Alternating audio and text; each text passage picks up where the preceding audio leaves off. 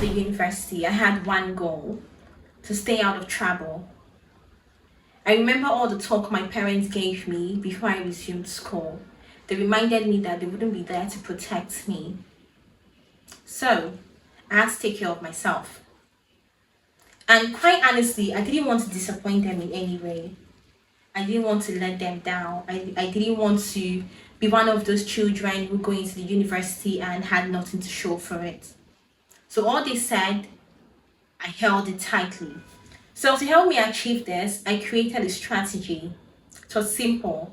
Come to class early, sit in the front row, and the moment lecture is over, I am out. In fact, there was a back route to go into my house. So there was no way, like, I could disappear and no one would see me, literally. No unnecessary hangouts, no unnecessary pleasantries, no unnecessary familiarization. I didn't want all that. I was serious. I wasn't trying to stand out. I just wanted to get my education and go home. And even when it came to friendships, I was very intentional. I mean, the ladies with long skirts, those were the kind of company I felt comfortable around. So imagine my surprise when I'm walking on campus and someone calls my name and says, I know you. And every single time, my reaction was strange. You know me? Because honestly, I didn't know them. And the most shocking part of it was my department, we had over 500 students. I'm serious. In fact, over 700. So how do people remember one face over 100 of others? I couldn't really understand it.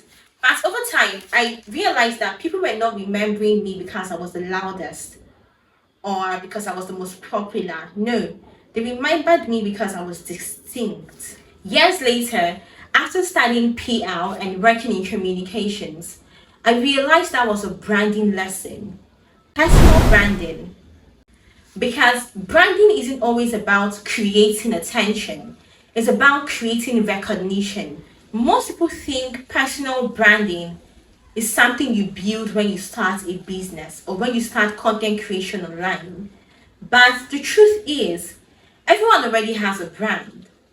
The question is, are you intentional about it?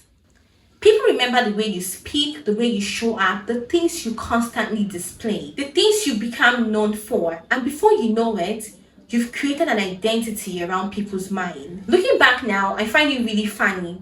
I entered the university trying to stay hidden, but somehow people still remembered me. They recognized me, they found me, they called me, they knew me. Jeez. You see, you can avoid attention, but it is much harder to avoid perception. People are always forming impressions. They are always attaching certain qualities to your name.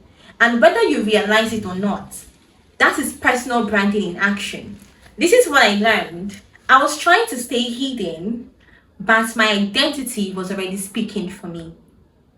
So what's your identity saying about you? Alright, if you know you enjoy, I know you enjoyed this video, you know what to do already. Give it a like, thumbs up, leave a comment in the comment section, okay? And I'll see you on my next. Bye.